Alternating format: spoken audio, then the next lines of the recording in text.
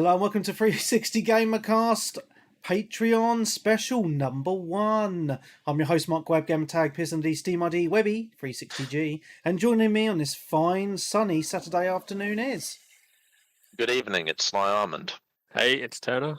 Yo, what's good, it's Wes. So, as you may have noticed, these are the Patreons from the other side of the world. So I'm having to do an afternoon episode because it's their evening time. How cool is that? It's 7 p.m. for me right now. It's amazing. I know, but it feels lovely actually recording at It does. time. I missed last episode because my alarm clock didn't go off. Yeah, Peeps was very upset. Really? I thought you'd be asleep. Yeah. I set an alarm clock, it just didn't go off. The good thing is for the listeners, I have last week's games to talk about as well. Oh my goodness, it's going to be a long one. Cool. So, before we start the show though, I mean, because obviously we're going to talk about games, I'm probably going to save, I don't know whether to save one for tomorrow or not, so it's all about you guys really. But yeah, the first thing is just to say a big thank you for you guys who've probably been some of the longest paying Patreons for the show, which is awesome, so a big thank you for that. We also got another Patreon today, so that was very nice. Dave Rampage, so hello Dave. So I think we're up to like 22 now, which is awesome. Strong. So you need to big up the Patreon and tell people why they should join, and then we can also talk about the games we've been playing, what we're looking forward to, and all that awesome stuff as well. All good. Wes, you are the longest paying Patreon. I am indeed. He was the first. No, more money than sense. I think you were one of the. I think for you actually gave me the idea to start it up again, actually, because I was moaning a little bit. Yeah, I remember you. I think you've done something like it before. Yeah. And I don't think it was it Patreon or was it something I did do a else? Patreon. Yeah, a few years back. Yeah. But then you said, "Oh, you're doing a paid pal," and I just said, "Oh, look, that's aggro. Just do a Patreon, and then I'll sub on that." I mean, look, I've been listening to the show for years and years and years, like many of years. So if I can give a little something back, and then also, there's the added bonus of getting the extra podcast every week, so I don't have to miss a week. So I mean, it's definitely worth it. That extra week was quite a big deal for me, to be honest, because when we restarted the show again, I said, "Look, I'm busy. I'm going to bring the show back every fortnight," and then obviously with the Patreon, I thought, well, we'll give it a little while and see how it goes, and then if I can at least kind of break even on the hosting and stuff, then that'll be worth it for doing it every week. And now it's making a little bit of money, so that's even better. So yeah, I mean, the way I saw it as well is, if you can make a little bit of money out of it, then there's less chance that you'll cancel the show again. So I remember the first time you cancelled it, I was gutted, man, proper gutted, because it's like the main podcast that I listened to. I don't know if you remember, I sent you a £50 Xbox gift card just to say thanks for the podcast. And I do remember. Absolutely gutted, I was, and then. I mean, I never joined the Facebook groups and whatnot, so I don't even know how I found out you come back. You must have just come on my feed one day, but I think you come back with Mojo, didn't you? So, but I've been listening for a long, long time. Probably it's just I mean, for me, it's just one of those things, right? For over 10 years, I was paying for the show out of my own pocket, And I was trying a lot of things. I was doing the podcast hosting, which and then I was dabbling with trying to get a website up and running, and so you have to pay for your hosting names and then your monthly costs and that. So at one point, I was spending about £50 a month just to try and keep the podcast and the website running, and I was paying that out for years and years and years. And I got to and it got to a point where I was just like, why am I paying all this money? You know what I mean? I mean, I love doing it, of course, but it just, I had a point where it's just like, I can't keep paying this out, but... I mean, after the 360 days as well, the kind of community kind of went its own different directions as well, didn't it? So, I mean, that probably paid a thing, but I think the Discord's starting to get real busy now, so Yeah. it's looking like the community's starting to build back up I'd again. say the community diverged in 2013 when Don Metric and Xbox dropped the ball at E3. TV. Mhm. Connect. Yeah. Yeah, I mean, after the 360 generation, the community split anyway, right? Because people went over to PlayStation, some people went to PC. There was that split, and obviously, I think as well, a lot of us have got older. We're not gaming as much. Well, some of us. I mean, I'm still gaming loads. My missus gets upset with me sometimes, but trying to keep a community going with people on all sorts of different platforms is quite a challenge, to be honest, and you're always going to get those fanboy wars. And I mean, I take it in a bit of jest. I love taking the piss out of everything, and some people think it's to take it a bit too serious at times, but I think the Discord has been the one saving grace for me, to be honest. And so Collie Wally actually started up this Discord channel because he said, I've heard about this thing called Discord, it's meant to be really, really awesome. I was like, we've got Twitter and Facebook. I'm not really, and I was quite against it, to be honest. And then it started getting more and more users, and it's now actually my main. Well, I think it's the main place for the community now, to be honest. I mean, the Facebook group is still going, but I think the Discord is more busy now, to be honest. You remember we tried something before Discord? Carl 360 got us a subreddit. Fuck me! I think it lasted about 3 weeks. There was about 10 posts on it. Oh my goodness, that's hilarious. I could imagine there's probably more drama on Facebook as well. Oh, there is. There's always drama going on. Like there is fanboyism.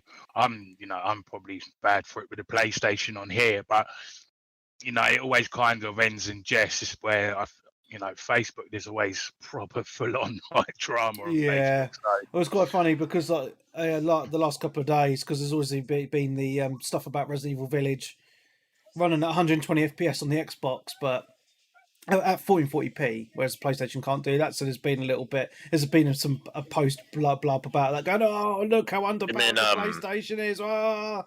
You said Resident Evil, you mean Mass Effect, don't you? Yeah, Mass Effect. Oh, yeah, sorry, PlayStation, Xbox, the same for there. It was one. Didn't you say something about Xbox could have done more, but PlayStation paid Capcom to hold it back or something? Oh, it's for Resident Evil. Yeah. Well, I want to get into that when we talk about Resident Evil, because I watched that Digital Foundry video as well. Yeah, it was good. It was. Yeah, I mean, Turner, do you want to say anything about the Patreon or anything? Or you just kind of like, yeah, it's cool. Yeah, no, just happy to support. Nice one. When are we getting Mark Webb's OnlyFans? Oh, no. Oh my God. That's one I can't back you on. Sorry, Webby. Get a bunch of Tifa cosplays or something. Oh, I'll see if I can get my missus onto that. Make some money. Keeping her out. That's terrible. Cool. All right, well, let's get into games we've been playing then. Well, I haven't been playing it, but you three have all been playing Resident Evil Village. Good. I wanted to start with talking about this one. Oh, yeah. It's so good. Tell me more. Well, Wes has finished it, so Wes, you probably have the most to say. Obviously, I'm not going to say any spoilers. So yeah, obviously, I watched a lot of reviews. I pre-ordered the game already. I watched a load of reviews on it. I always do, just out of excitement to see what sort of reviews it's getting. And in my personal opinion, it's a lot better than reviews made it out to be. A lot of them, they were saying they don't like the main character. What's it? Is it Ethan? Ethan. Yeah, so he's the same guy from 7, isn't he? From 7, yeah, and a lot of them are saying they don't like him. I think he's fine. Like, it's not all right. He's not as badass as Chris. He's retarded. Leon. Yeah. But look, as you're going through the story more on this, things will start to make sense. That this has a nice little nod to every Resident Evil. Oh, wow, okay. Yeah, like literally to every. It kind of. I mean, for me, the Resident Evil story was all over the place. Like number 7, I was like, well, how is this linking to 1, 2, and 3 and 4? Like, how does this all link? Like, I just didn't really see the link on it. But after finishing this game, I'm like, oh, okay. And then it's made me even more excited for Resident So Evil. how long did it take you to finish it, Wes? 9.5 hours playing on normal. Yeah. So, See, that seems to be about on par with me because I'm at about 7 and a bit hours, and Wes reckons I have 1 hour to go or 2 hours to go. So yeah. Okay, I mean, so and this is a direct sequel to 7, isn't it? Because yeah. And it gives you a lovely summary video at the start that reminds you everything that happened in 7. I'm watching that at the moment on the stream, actually. Because I just started playing 7 again last night to try and remember what the fuck happened. But now there's that video, don't really need to play it again. Not really. It tells you everything you need to know. Even though it's 9.5 hours, you know, and you're thinking, oh, value for money, and that the story is worth the £45, £50, whatever you're going to pay for the game. The story alone is worth that. Like, the story was great for me. So, I mean, Turner is playing on hard, and he is, would you say, Turner, 7 hours in? Yeah. And he's only on the first quarter of the game. He's about to finish the first quarter at 7 hours in. So if you do want the game to last longer, just play on hard. Okay, well, Peeps is in the chat saying he's an hour in, so he's only got 8 hours to go. Because he bought it with the sole intention of banging it out and then trading it in. You can do that. Or selling it, yeah. So not if you buy it digital though. No, he bought it physical. Which I did, but yeah. So did I. That's alright, I'll play it again at some point. It's pretty good. Hopefully there'll be some DLC for it as well. So here's my thoughts. I think it's better than 7. I haven't finished it yet, but I'm near the end, and I reckon it's better than 7. Don't you get DLC just with the premium purchase, the premium version? No, you get like some guns and some like other bits. Oh, it's not I don't actual content. I don't know if there's an expansion coming. There might be. Obviously, you've got the Mercenaries Mode, which you unlock once you complete the game. So once you complete the game, you've got some points that you can use to unlock figurines, artwork, stuff like that. And the Marines Mode, the Mercenaries Mode is one of them that you can unlock. It's real cheap to unlock, so you have enough points. And that's kind of like the Mercenaries from... What one was in Africa? Was it 5? 5. Yeah, so that had a Mercenaries Mode on it, didn't it? So it's a bit like that. It's timed. I played it a little bit after, and I'll probably go back to it. It's quite good. But yeah, it's where Sly is now. That's the best part of the story. That's when everything starts to get together. You're saying I'm like pretty much right at the end. Like I'm on the final stretch, right? Yeah, you're about an hour away. There's a few surprises there. Just take your time on that bit. There's a few things to have a look at, and explains like to read through, a bit of lore to go through, and but I'll probably finish it after the show.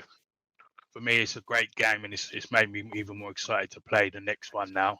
Is it scary? I mean, because 7 made me shit my pants when I was playing that. So I'll say at points, whereas I felt 7 was kind of scary for 75% of the game, and the end I wasn't that scared. In 8, I'm not scared 60% of the time, but the 40% of the time I am scared, it's fucking pants shitting. I mean, it's more action. Yeah, it's a lot of action, and then there's one section in the game where it strips you of your guns and you do puzzles, and I was like, this is good. I like this too. I enjoyed that section. It does. It does. I do enjoy the puzzles in Resident Evil. They make you think. Did you have to use any walkthroughs for any of the puzzles, or did you figure it all out? Nah. Did it with my brain. Yeah. If you played a Resident Evil game before and you know how the puzzles work, then you've kind of got an idea how to go. But there's one that reminds me a lot of the There's one that reminds me a lot of the Resident Evil 7 DLC. There's like it's like almost like an escape room. It's kind of like that Resident Evil 7 DLC. So if you can do that puzzle, you can probably do the one in 8. Oh, I never did the 7 DLC because there's a couple of DLCs for that, isn't there? And they're on Game Pass. Yeah, there's one that's like an escape room. It's like a puzzle room. Yeah, and I was going to say, like, one thing, the game looks great as well. Oh yeah. Yeah. Played the demo on how's the ray PC and tracing? PlayStation. That's nice. Do you know what? I'm the worst person to ask about ray tracing. As you know, I've got an AMD card in my PC. But to be fair, before when I had my RTX card, I never used ray tracing. I don't ray tracing. I'm not too fussed about. Like, I've booted it up with and without. Obviously, we're both on the PS5. Turner's on the PC. No, I booted it up. I thought that the frame rate was lower than it was. I think it just dips in sections. I think for the most part it is pretty consistently at 60, or at least 59. It's like hovers right there. Do you guys have some parts where like the frame rate would just drop to like 5? Not that low, but yeah, there was a section that halved my frame rate. During a fight part in the Yeah, no, there's one specific place where it's probably the third stage, I'd say. Yeah, you and I are thinking the same thing by the water. Yeah, exactly. The frame rate still dropped, but Digital Foundry said that anyway. It was in their video. It wasn't too jarring. On PC it was particularly during a fight. It would only happen during a fight where the person was using an attack, and it was just. I don't know if it was the RTX, and it was just couldn't. Something was happening weird, and it was dropping down to like 5. And it was pissing me off. Strange, something to do with the lowest section I had was, as I said, by the water. There was, it just started chugging along. I have done it with ray tracing, and I did play a couple minutes with it off as well to just sort of compare. And it's very noticeable. There's a section where a room's lit with like candlelight, and it looks really dim with it off, and with it on, it looks like as you would expect it to look. Oh, okay. Yeah. So if you're playing on the console, look, honestly, your ray tracing does not hurt your frames really at all. Just turn it on. So, what's your thoughts on gunplay? Me and Turner was just talking about it before we started recording. It's quite hard. It's quite because Turner said to me, like, I don't know how you're aiming with a controller. I think that reticle swings quite hard. That reticle swings hard, and you'll miss a shot every now and then. And the AI don't stand still. It's not all of them. They do not. Some of them walk to you slowly, but there's some AI in the game, and they're bouncing from left to right. Like they're not just walking in a straight line, so it can be tricky. But the gunplay is, it is good, but it's not as good as a first-person shooter. I.e. COD, Battlefield. Do you find yourself trying to guard and block at the enemies, or do you just try and pump enough bullets in that you drop them? Blocking is underrated. Yes, really, because I've done it once or twice, but I honestly just like run back and shoot from a distance. That's how I've done it. No, so when you're playing hard, you have to block. You have to block. I think what is it on hard, Turner? 2 hits and then you're dead. Wow, yeah, you die real quick. Oh. Yeah. So I mean, blocking, but on normal blocking, you don't really need to block until the last stages. I'd recommend blocking for that. Oh, great! More powerful enemies, but I mean, look, they put the blocking mechanic in. I think you should have been made to use it more when playing normal, because it's a good mechanic. It's a very good mechanic, and you do the old pushback as well. So if they get too close, you block, and then you can push them. Whereas in Resident Evil 4, it was you block and then you can kick them. Is that right? Oh, I didn't play 4. I mean, 4's meant to be the best. I played it on the Wii and never finished it. I played controllers were janky. I played 2 remake, 3 remake. I played a bit of 5, and I've played 7 and 8. Yeah, fair. And I played the demo of 6, but it sucked, so I didn't buy it. Oh yeah, I don't think anybody counts 6. Don't think anybody counts 6 as a Resident Evil game. It's terrible. But 7 was the first person one, right? No, 7 split up, wasn't it? 7 was 6 was the one where you had like 3 different characters and you did like different. I thought people liked the horror one. It was like I think one of the storylines was like a horror type. You started in like a mansion or something. So that's the first one. That's the first one. No. I'm talking in 6. Wasn't there 3 storylines? Oh, and I think one of them was like super horror. I can't remember. Yeah, I never got that far into it. The game was just jank. But I feel like one was super actiony and one was like more horror. Yeah, see, this is number 8. I think they get it right. There's horror and there's action. So, because I read something that apparently Capcom said they nulled down the horror a little bit because people were saying like 7 was too scary for them. They couldn't finish 7 it. was too scary. That dude fucking stalks you for like 4 hours. Yeah, that was like. But then I suppose it's a bit like Mr. X on 2 remake, right? You've got that factor of he's walking around looking for you all the time when you're in the police station. But I think they got it right with 8. Yeah, it does get annoying after a while, but it gives you that suspense that you can't take too long in one area. Yeah. But yeah, no. All in all, I'd say probably 8 is probably my favourite. I mean, I replayed. Well, I finished 2 back end of last year, the remake. Number 3, I've still not finished. I don't really rate number 3. It's not as good as 2. Nemesis. It's really short though. You can smash through 3 in like 4 hours. Yeah, I felt a bit ripped off, to be honest. I really liked it. I like 2 more. 2 took me like 10 hours. 2 was good. But what's weird about the Resident Evils is, 7 and 8 are completely broken the mold in the Resident Evil series, right? Compared to the originals, they're well, for a start, they're first person, and with 7 it felt more. I don't know, with 7, because obviously I've not played 8, but with 7, like survival horror. It felt more scary as well, like because you're in the eyes, aren't you? It's first person, and it's just a bit more slow paced, etc. And 8, obviously, because it's a continuation from 7, I'm guessing it has that similar feeling. But because all I've seen of 8 is you're in the village, and I don't know how much of the village you can explore. Then you're in some big mansion or something, right? Yeah. So the village is basically a hub.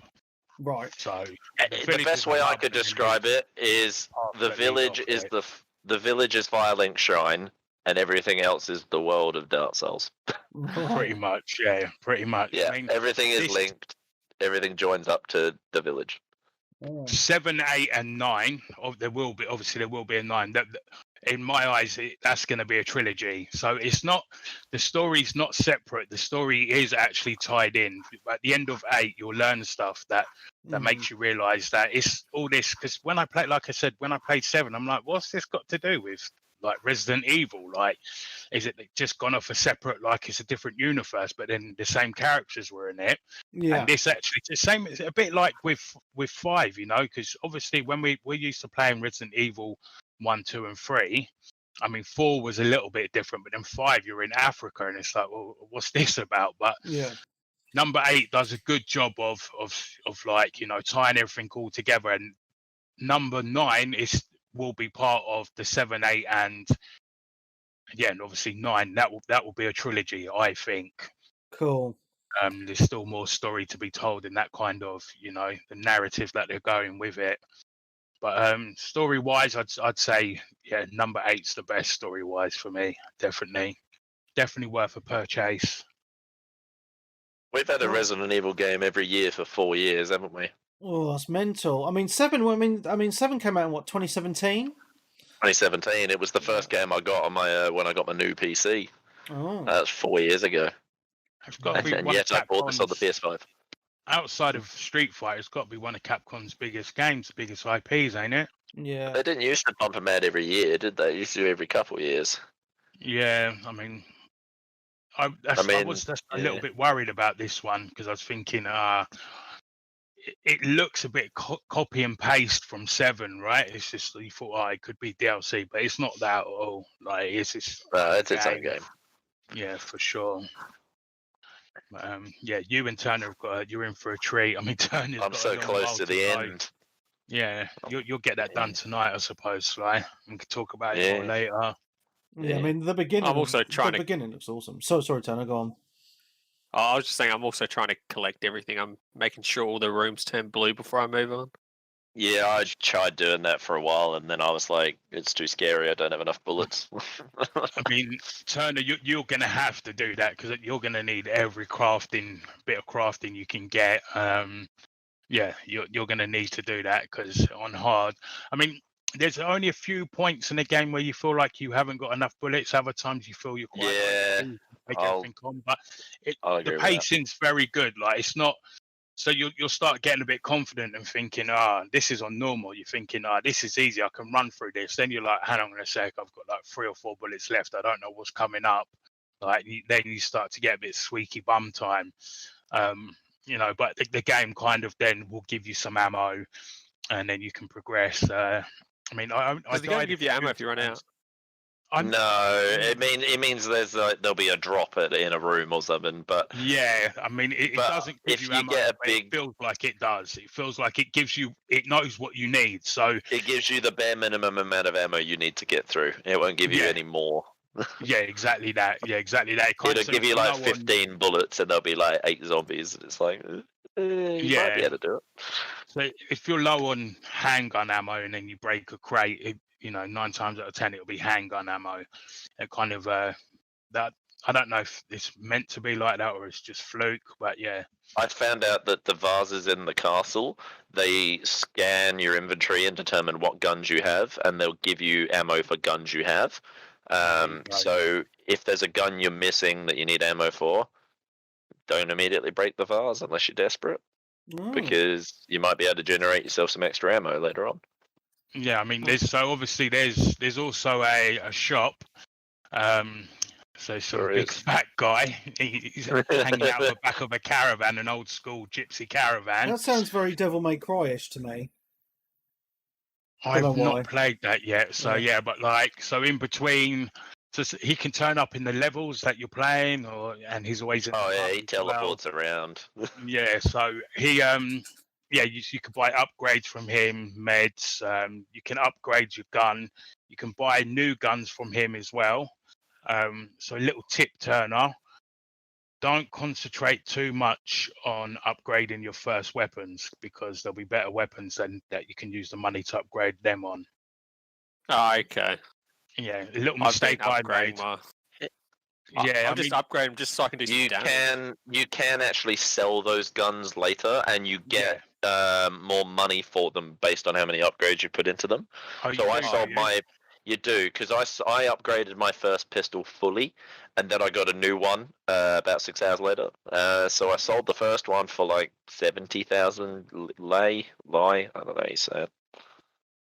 So. Oh yeah, his name. That's his name, I think. With the money. Yeah, I think the money is his name. I think. Oh, strange. Did you do any of the labyrinths? Sly, it's not really a spoiler. I was about to get onto a rant about the fucking labyrinths. I could never find the marbles. I did one, and I did that one, and that was fine. It was fairly easy. And then in a later section, you have to, you have to make a ball, and then you put the ball in the thing. Yeah, you know what I mean now. Fucking.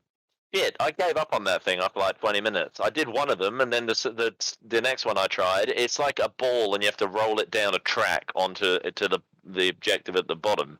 But if you tilt the thing too far, it falls off, and you have to reset. It's just fucking infuriating. I gave up on it. It's not worth whatever the reward was.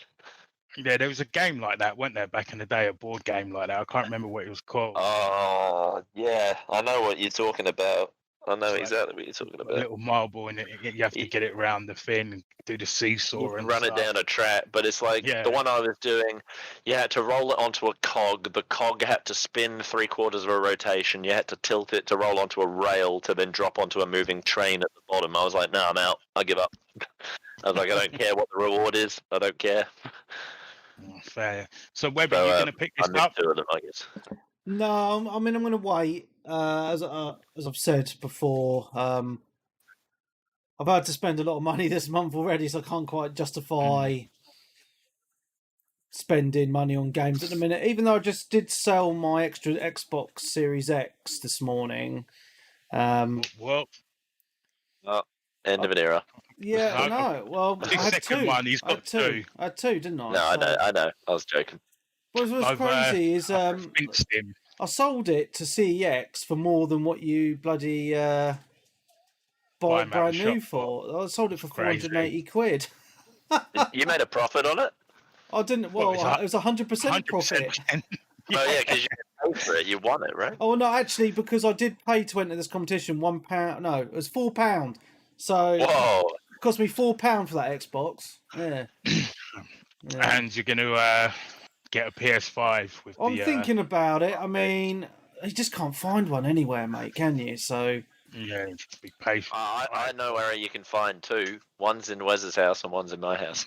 You got yours retail, didn't you, Slide? Yeah. Yeah, I had to pay about £700 for mine. I wouldn't do it, man. I'd be like, right, I'm waiting for the shops to get some in stock. Yeah, so at least I know I've got the warranty. The problem is here in Thailand. So basically, we didn't get our first pre-orders until April. First got there was only one place, one shop in Thailand, one like retailer selling it. Tried to get on the pre-orders for it then, and there was just no chance. It's the same thing, the website going down and blah blah blah.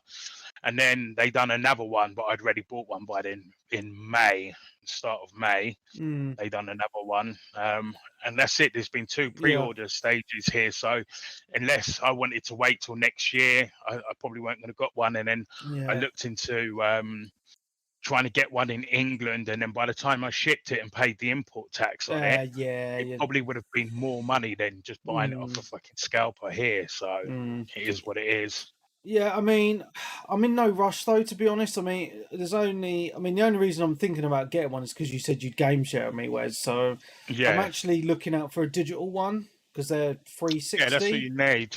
Yeah, that's all you need, mate. Is a digital one. That's what I wanted, but I ended up getting the disc version because the digital ones were like £20 cheaper. Yeah, like, these scalpers are selling them for. So I just thought I might as well not get ripped off as much. And I mean, when I got that second Xbox, I set it up in my man cave, you see, and I was like, oh yeah, man, I got one in my man cave. I can play that, and then what I found is I've hardly been playing it because obviously my PC's in there. So I'm in there and playing my PC, and the only thing I was using the Xbox for was to play baseball during the day on it, MLB The Show, and a bit of Outriders and the Division with Peeps. But I can do that on the big TV downstairs anyway if I, sweet talk my missus. So it's not really much point of having 2 Xboxes. I'd rather, I've made money, and then I'll get a PlayStation at some point just for those exclusives. Because you've got Returnal and that already, and not just that, and other games that you want to play on console, in Game Pass, because I'll be buying them all. Because obviously games here are cheaper, so obviously PlayStation exclusive games are $70 in America, £70 in England. Here in Thailand, they work out to be about £50 for the PlayStation exclusive. So. Yeah, it's not too bad. But for me personally, like games like Resident Evil, I probably still want to play on PC just for the ray tracing. There's ray tracing on console. No, but you can't compare. Hang on, Marcus. You can't compare it, mate. On the PC, it just looks so much better. And on CD keys, it's like 34 quid. You've got to trade that up with a big screen, though. I think Resident Evil on a big screen, it's a story game. You sit back on the couch and play it and just enjoy the ride. That's kind of where I'm at the moment with games. Anything like competitive and where I need the high hertz multiplayer, then I'll play on the PC. Anything story driven, sit back and play it on the couch on the sofa. That makes sense, mate. And as I say, I did watch Digital Foundry video and some of the videos comparing all the versions, and there isn't a massive difference, to be honest. No. But I just I do most of my gaming on my PC, so. That's it. That's the same to this generation of consoles is bridge the gap between console and most definitely PC, and which is it's a benefit for everyone because a lot of PC games were getting held back as well because of the graphics of the console, and now some great looking games are coming out. I agree. Resident Evil 5 is proof of that. Resident Evil 8, I mean, it's a great looking game, so it's all good. Yeah, so I mean, I might. We know I'm like I might snap. Who knows? But at the moment, I'm trying to hold strong on it. Because I'm really Why looking don't you forward just get your eye patch out and do some Yo-Ho Pirates Life for You? Well, it's not available yet in that regard. But I've been looking. I've been looking at this Hood Outlaws and Legends game on PC as well. So, I don't know. I think I'm going to pick that up again. That's another game. Games in Thailand on Steam. Typically, if it's not a AAA title, they're half price. So that game for me is 15 quid here. That's 14 good. quid. I think it's £25 for you guys on Steam. I'm it's gonna wait for the £20 on reviews. CD keys. It's actually cheaper on Xbox than on PC on CD keys, which is really bizarre. Yeah, it's a cross-platform, but it's a weird one. So you can't. So you play against people on other platforms, but your party is not cross-platform. So. Oh, really? Yeah, so it's a bit strange. Somebody in the community pointed it out, and I can't remember who it was, but was talking about it the other day. So we could be on Xbox and we'd be playing against people that are on PlayStation or PC, Right. but you can't, one jump in from PlayStation like COD, like Warzone, like. Apparently they might add that to a later date, but I think I'll just grab it on PC. It's the cheapest place and potentially the more chance I've got playing. But that's out on Monday. So if you bought the digital edition, you got it unlocked yesterday. Not the premium digital edition or deluxe edition. You get access to it on the 7th, or the normal edition's Monday. So just have to wait and see what the reviews are. It looks interesting, but a bit like the Hunt Showdown, which we've played a little bit also. So you'll see it's PvP, PvE. How many players is that game? I think it's 4v4. Yeah, 4v4. I think. Yeah, You've got 4 different characters, and they've all got their own, different traits and stuff that they can do. You've got like a brute, an assassin, a hunter, and what's he called? It's like a mage, but not a mage. Begins with an M. I can't remember now. But yeah, he can play as like a support class basically. Looks interesting. Okay. Yeah. Loads of games coming up. Yeah, there's too many games. So is there anything else you guys wanted to mention on Resident Evil at all? Or are you kind of done now on that? It's great, worth playing. Do it. Pick it up for sure. So if you've played any Resident Evils, then you'll like this. Especially if you like 7. If you like 7, get 8. Yeah, and if you're a bit worried that 7 was a bit too scary, you couldn't finish it, get 8. And that's for you, Dan. I know Dan was saying he's too scared of 7. It's a scary game though. It's the thing. It's not as scary as 7. I'd say there have been 2 moments where I've genuinely been freaked out, but like, look, still it has those few moments. I mean, I messaged Wes about one of them, and he was like, "Oh, I know exactly what you're talking about." Cool. Yeah. Cool. Well, I think it's 36 quid on CD keys. I just from my point of view, I had it in my head. I wanted to play through 7 again because, mainly for the Chivos really, because it's on Game Pass now, and I played it on PC before, just on standard. So that's just kind of my reasoning behind it. It's actually in the PS Plus collection as well. If you get a PS5, it comes with 7. Oh, that's cool. For being a PS Plus holder. Yeah. Have a look in go in the store, look in the PlayStation Plus collection. There's about 20 games. One of them is Resident Evil 7. Okay, didn't stand out to me, probably because I've played it already. I'm not sure whether to just not bother playing through it again now and just maybe pick up watch the video. Yeah, just jump onto 8.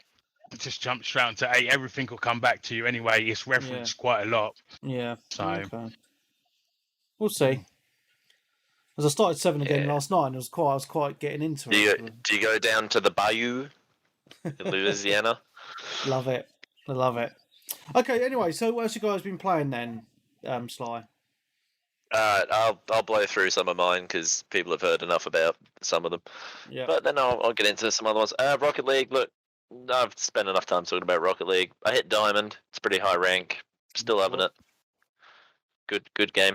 I was going to talk about this one last week, but of course I slept through the show. Ghost of Tsushima. I did indeed start it the day after the last one I was on, about 2 weeks ago, and I did finish it, and I very much enjoyed myself. Oh yeah, I did it in like 4 days. Oh, nice. I didn't 100% it. I didn't smash through it only because I'm borrowing it off of someone, so I just sort of wanted to sort of run through the story.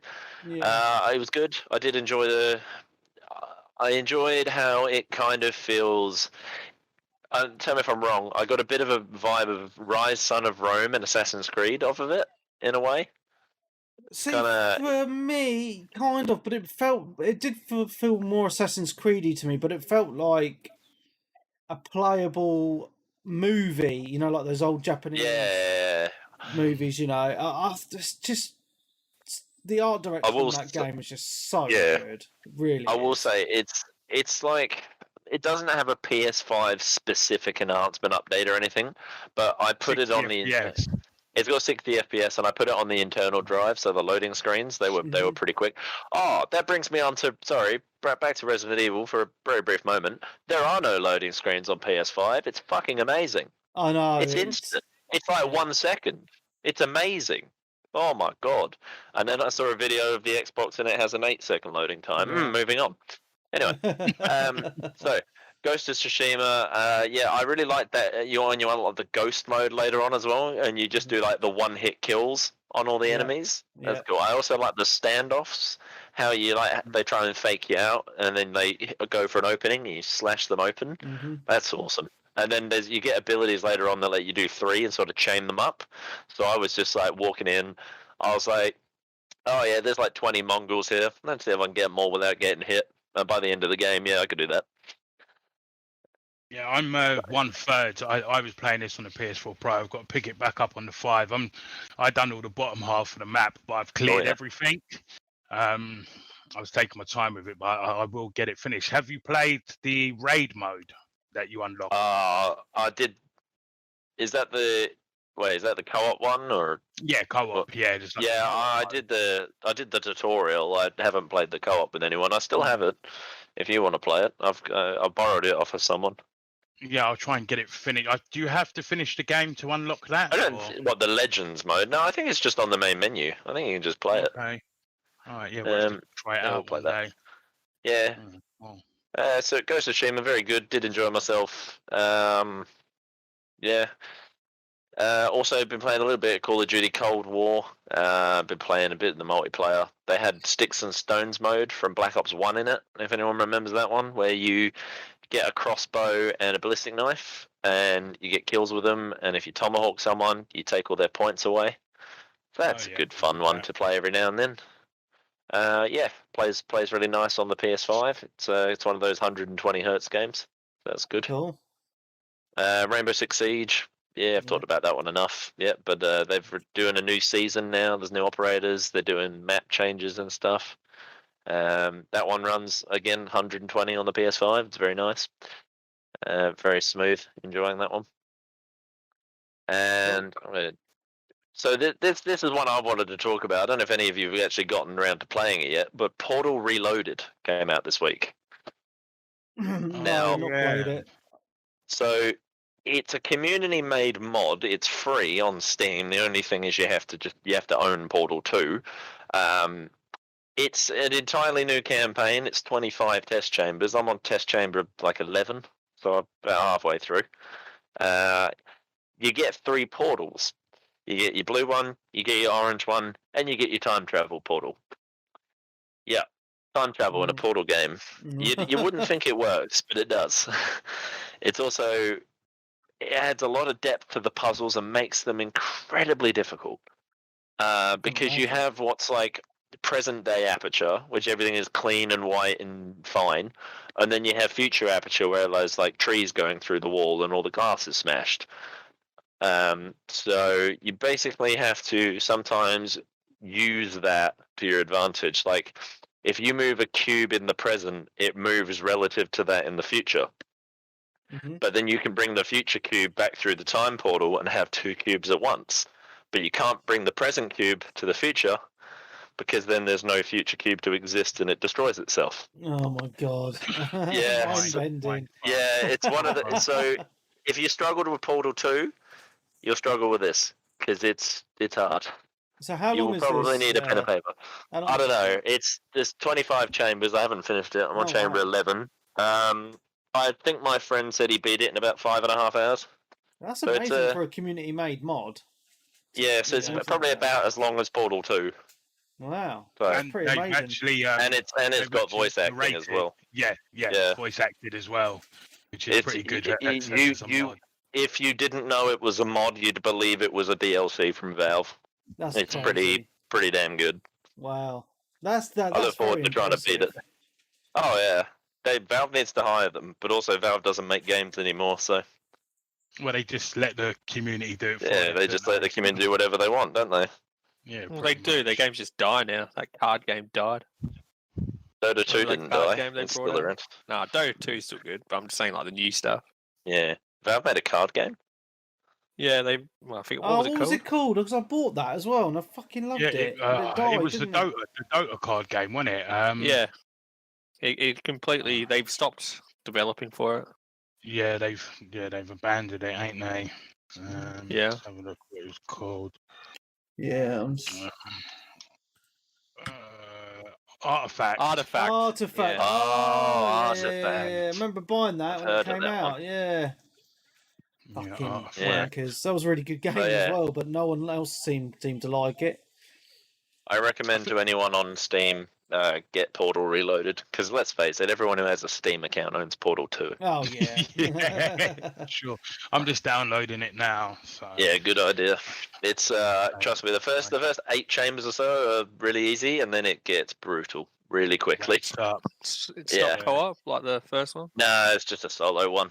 Because Portal 2 was obviously solo campaign. And then it had a co-op mode. The mod is just solo, like the campaign mode. I thought it was a co-op campaign. Yeah. No, it had a co-op campaign. No, but the main story was made solo. Extra maps. Somebody made extra co-op maps. Oh, yeah, the workshop. So there is the Steam workshop for Portal 2, where you can do co-op maps on there too. Yeah, some people made extra co-op maps, I think. But I don't think it was made as well as this with voice acting and everything. It's very impressive, and it's free, so play it, and it's really hard. So good luck. A few more games I want to talk about. Been playing a game. It's a board game, but I also have bought the Steam version of the game to practice. It's called Wingspan. I don't know if anyone's heard of it. I've heard of it. Yeah, I've not played. Yeah, so you get wetlands and woodlands and shrubbery, and you have to try and play birds to earn points, and you lay eggs on birds, and different birds have different abilities that you do, and you have to spend food to have birds hunt in your wildlands. It's just a good little game. There's no real way to sort of actively sabotage the people you're playing against. It's just sort of everyone's doing their own thing, and at the end there's a point tally. It's a good game. I'd recommend it with friends. I've got it on Steam, but obviously it's a board game as well. The board games, it translates well to the video game. Mm-hmm. Plays well. It's quite big in the board game community. That game, it's like one. Yeah, no, it's good. Yeah, it's got a lot of variants of birds. It has fun facts about the birds. So if you're into to birds, check it out. You'll learn something. Fair enough. Bird watchers out there, this one's for you. Oh dear. No, I've been enjoying Wingspan. Next game I want to talk about is Second Extinction. Oh yeah, man. Yeah, so we played it, didn't we? The three of us. Yeah, we had a good time, didn't we? Yeah, well, I haven't played it since, but I did enjoy what we played. Well, it was quite funny, right? Because I played it after last week's podcast on the Xbox with Dan and Peebs, and we got our asses kicked. And then we played. Well, then I found out a few days later that it's actually cross-play. But the cross-play is a bit weird. So it's only cross-play between Xbox, players and people that have the game through Xbox Game Pass app on the PC. So if you own it on Steam, you can't play crossplay. So it's only between the Xbox people, right? So, but that was cool because then I deleted it off my Xbox because I thought, it's an FPS, it's going to run better on my PC. But anyway, so we decided to jump on, myself, Sly, and Wes, and we had a blast. It wasn't super hard. We didn't really die. Well, we didn't die once, did we? Yeah, No. with the PC We got an achievement for that, actually. Yeah. Yeah, I mean, it's all right, isn't it? It's all yeah, right. it's all right. It's something to jump on and have a little shoot about. I mean, I think that it goes in depth a bit more than we actually saw. I think there's upgrades you can do and stuff. Yeah, I mean, we only did one mission, didn't we? But it took quite a while because it's about 40 minutes. Yeah. Yeah, because the map was quite big, and then it's like, right, you need to go to these objectives to get out these spaceships from the hangars that have been there, and we had to fight waves of dinosaurs. And what's quite cool is all the different dinosaurs have different powers as well, don't they? Like doing bloody kickflips and sorts of shit on you. Yeah. And some of the big ones are like tanks, aren't they? They take absolutely ages. But what's quite interesting is, and I think this is where me, Peebs, and Dan went wrong, is because we didn't really understand the game.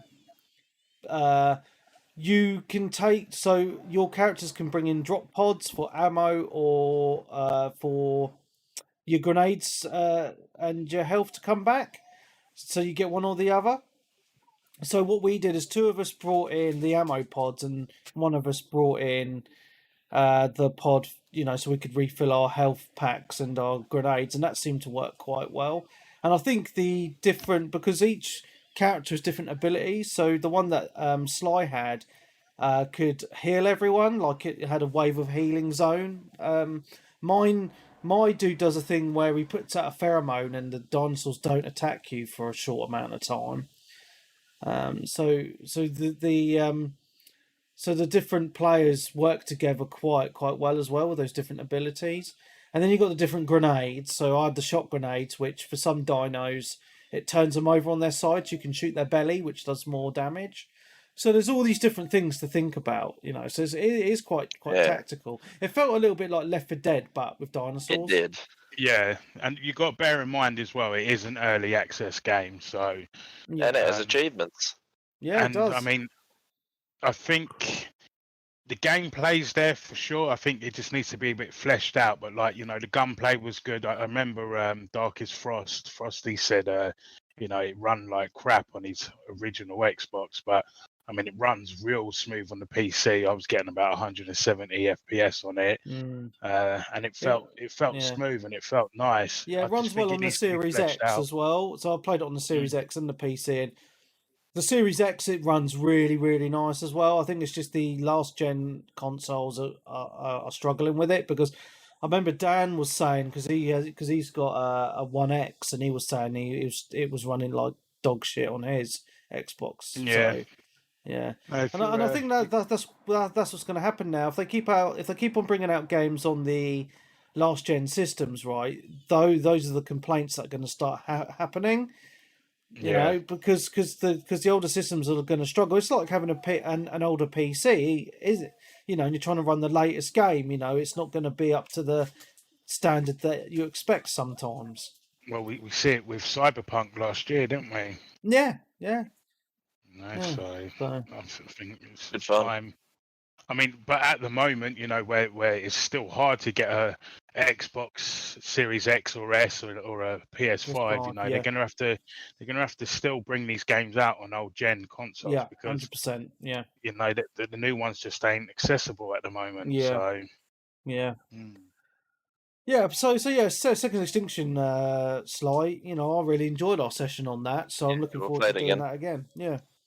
Yeah, I do like that everyone has their own unique ability and weapons. It's like class based. It's cool.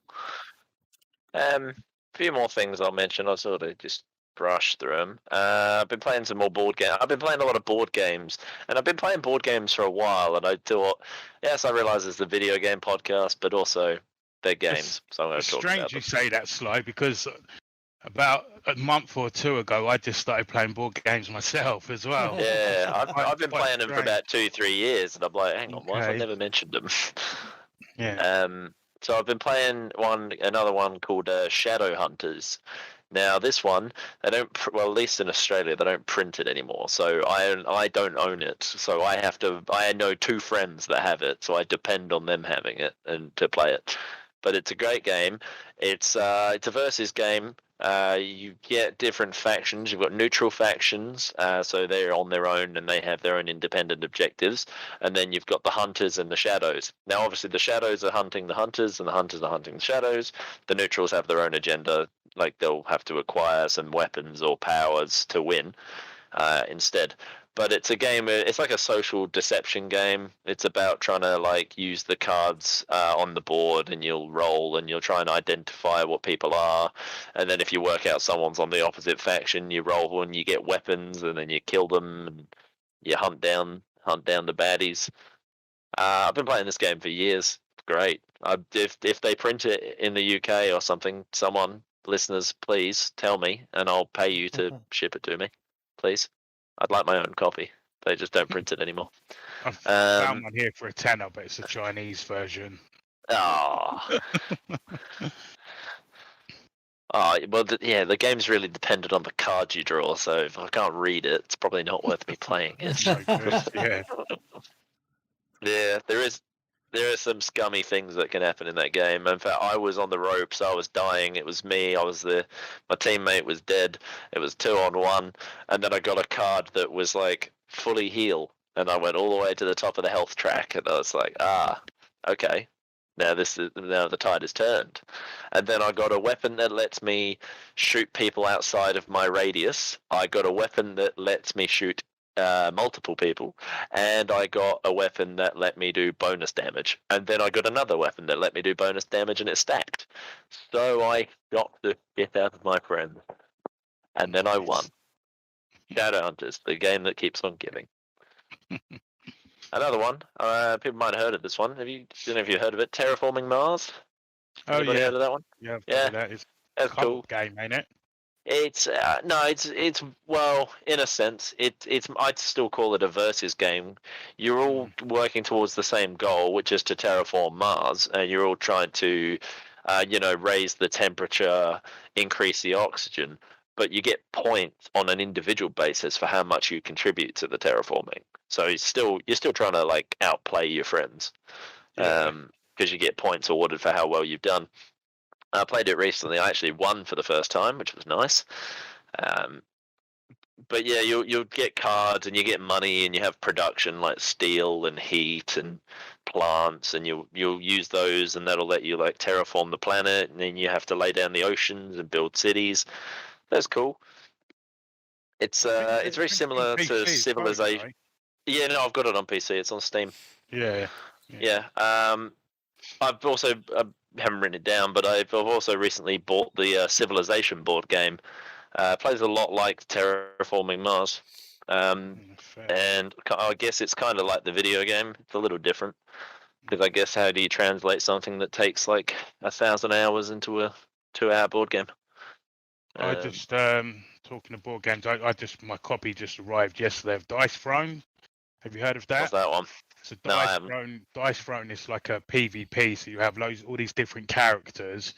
You got to roll dice to do their abilities. So it'll be like versus each other. But they've just brought out an adventure. So it's a co-op. So it's you. You can play it by yourself against. It'll be like the board. Yeah. And then there's a boss at the end of every end of every level and such. Oh, okay. It took me 3 months to get it. I ordered it from America. It turned up yesterday. About $200 as well. It's not cheap. But is this that Gunslinger versus Samurai one, or is this? Yep, that's it. Yeah. That's it. Oh. Yeah. Oh, that's cool. Good little game. Yeah, I'm going to play it tomorrow first time. I might have to look into this. Yeah, I'll let you know if it's any good. But yeah, it does look good. Yeah. So it's Terraforming Mars. The last one I want to mention, it's I bought the official Fallout tabletop game. It's So I was very excited to talk about this last week because I'd finished my campaign, and then of course I slept through. But I will talk about it now. So I bought it online. It comes from the UK. It has like a physical book that you can get, as well as some other bits, like tokens and things. That hasn't arrived yet. But what you do get when you buy it is they send you a PDF. So I went to my local supply store and I printed the shit out of that 400-page document, and I put it in a binder. And then I got my. I've never played Dungeons and Dragons before. I still haven't. I mean, this is the closest I've ever come. But I got my friend who's very familiar with it to be the dungeon master. So I handed him the book and said, "Let me know where I need to be and what I need to do." So we played it. There was like 6 of us, and then the DM. There was a campaign. So it was very sort of. If I was to compare it to any of the games, I'd say it was closest to Fallout 4. It's in that it was set in Boston, I guess. You get a character sheet, and it uses the special traits. So you have, your strength, your perception. So it's quite like the games. And then you have your weapons, and they all have their own damages and ranges. And then you do combat, and of course you do speech challenges and stuff. And I was a very charismatic character, but I didn't spec in combat very well, so it was kind of useless. Fired 1 bullet in the entire campaign. Yeah, but very enjoyable. I guess I don't want to get into the spoilers because the campaign we did is the campaign that comes with the book. Obviously, you can do your own one and be creative and write your own stories, but the book gives you all sort of the foundational tools to do that. It'll tell you what all the weapons do and what different healths enemies have and things like that. But yeah, it was sort of my first experience with any kind of role-playing tabletop game, and I very much enjoyed it. I would like to play it with some more people that know Fallout, because only about half of us had played Fallout. The rest were just sort of treating it as a post-apocalypse kind of thing. Another good role-playing one is Lord of the Rings tabletop game. Yeah, I've heard about that one. Works off an app. I've got that as well. I've been playing through that solo by myself. That's pretty good as well. I've only just recently watched Lord of the Rings for the first time. Oh, wow. Yeah. What? Yeah. I watched it in a 9-hour marathon. I watched it in a 9-hour marathon at the cinema. So have you done the Hobbits? No, I've only seen the first one. Okay. I heard they're not that great, though, compared to Lord of the the Rings. Hobbit's not the best. I like them. Not as good as the first. Yeah, No. I don't think they're as good as the first one. So there was there's a TV show coming out, right? Yeah, by Amazon, I think. Yeah, did that get cancelled, or was there a game that got cancelled? I lose track. The MMO got cancelled. Yeah, Oh. Amazon cancelled the MMO, but there's a TV series coming out on Amazon. It's meant to be the most expensive TV show ever to make, apparently. Well, can't be any worse than season 8 of Game of Thrones. There it is. There's a man who's been wounded. Oh dear. Oh, dude. Yeah, it wasn't great, was it? The ending of Lost. You watch all them hours of Lost, and then it's that ending. I didn't even make it. I only made it like season 2, and then he just dropped off. Yeah, you dodged a bullet. Weren't they all dead? Oh, yeah, man. I didn't watch they're Lost. all dead. It was a weird one. It was a weird one. That's me done. I look forward to reporting back on Fallout, the board game, when I've played it more. Good times. Cool. Okay, Turner. So yeah, I haven't really. The only new game I played was Resident Evil. I've played a lot of old games, so I'm still playing Destiny. Yeah, That's you're a bit a of bit of same Destiny old. addict, aren't you? Is Vault of Glass free, or do I have to pay for it? Yeah, no, it's free to play. Oh, don't tell me that, because now I'll actually download it again. See, you play it on PC. So the thing that's putting me off, because I did get into it, but then I got a bit bored. But the thing that put me off buying the new DLC was that it's on Game Pass. So I'm like, I could just play it on I'm pretty Xbox sure if I wanted. it is coming to PC Game Pass at some point, either this year or next year. I'm pretty sure. Okay. It's one of those 12 months before console things, whatever. Oh, okay. Yeah, Destiny's a great game, man. I mean, obviously, I was in the same clan as you, innit, Turner? So we used to raid that. Yeah, and Sly was there as well. I mean, it was. And I used to rinse that game as well. But the latest DLC, I got it and I just dropped off. It just wasn't as good. But Destiny 2, I still say it's got some of the best gunplay out of any games. Yeah. It is a good game. It's just, it's having some issues If at the moment. you picked it up again, you probably level up pretty quickly, and you'd be able to just you wouldn't have to do any of that stuff to be able to play the new raid. But I might jump back in. Another thing that kind of steers me away. I got a new graphics card, so I went from a Nvidia to an AMD, and the new DLC doesn't run well with AMD cards. Only the new DLC. Yeah, if you look on net, there's loads of issues with it. That's gutting, mate. Yeah, it still runs all right. It's about 70, 80 FPS, but I mean, I was getting 120 on my 2080 Ti card, so yeah, one of them things. And so besides that, the only other game I played was the new Apex mode, the 3v3. Ooh. That was pretty good. I don't know if anyone else has played it yet, but yeah, I had a little go in it. Oh yeah, what do you think? Yeah, well, the reason why I had a go on it is because I still follow a lot of YouTubers, Destiny 2 YouTubers, and quite a lot of them have gone onto it because it's the same aspect as the PvP. It's 3 versus 3. Yeah, I thought it was good. I still think Destiny 2's PvP is better, even though it's janked up at the moment. It is good, I suppose. If I played with 2 randoms, so it was what it was. You know what I mean? If I played with 2 friends, it'd be a bit more tactical. But yeah. Yeah, I thought it was good how you could buy your own guns and stuff. Yeah, I think it might take off. I mean, Apex is a real good game still. I do like Apex. It's just everybody jumped over to Warzone. But yeah. I think it's about the 3rd most played game on Steam at the moment. So, and it runs great as well. I get like 240 FPS on Apex. It runs great. So, no complaints there. Cool. Yeah, and that's about all I've played this week. Wow. That was nice and quick from you, mate. Yeah, well, I don't. Makes up for how long mine took. Just play one game for years, so I don't really play many new games. I think I've only ever seen Turner play League of Legends and Destiny. Oh, that's the point, actually, Turner. You got Outriders, didn't you? How did you get on with it? Yeah. So I only made it about halfway through, and then I was like, I just went back to dude, I beat the prologue, and that was enough for me. I completed it last night. Oh, you did? Outriders with Peebs and Captain Venom.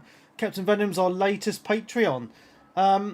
We actually really enjoyed our playthrough of it, to be honest, guys. Maybe it's because you did it in co-op. Yeah. And it is one of those games you need to play it in co-op. It's just a little bit shy, to be honest, on single player. It's just very difficult. But yeah, I really, really enjoyed it on co-op. It's just one of those games you don't really need to think too much. You just kind of hang back, blast your enemies, and just chat the shit and party chat, you know? Yeah. I mean, I got halfway through it, and it just didn't hook me. It is. It could be. I mean, I kind of got like a Diablo 3 vibe off of it.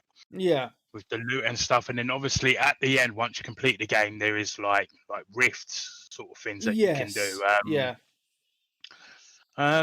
But yeah, it's just nothing's hooked me to keep playing it. But yeah, I'm kind of on a story mode. Like anything with a good story, I'm playing at the moment. That's the kind of mood. Yeah, it's just those things, isn't it? You go through kind of phases with gaming, don't you? So, I mean, you go through phases sometimes where you just want to play some multiplayer FPSs, then you kind of fall off that and want to play some story-based games, but then you'll come back to it, So, yeah. It's all good. It's all good. Cool beans. Wes, anything else? What? Yeah, I've been. There's one big game that I want to talk about, of course, which is Returnal. But I'll go through the other small games. I think there's 2 or 3. So, obviously, you've got me addicted to pirates. Not pirates. You could call it Pirates of the Caribbean. Then Sea of Thieves. Sea of Thieves. So yeah, played that with you, Frosty. Who else? Who was playing with the other day? Is it Tiamat? Tiamat, yeah. Tiamat, yeah. Tiamat Dangerblade. It's no secret. I am a PS fanboy. I'm a proper Sony pony. You are at the moment, yeah. Sea of Thieves. I feel like Xbox does not promote that game enough. They don't.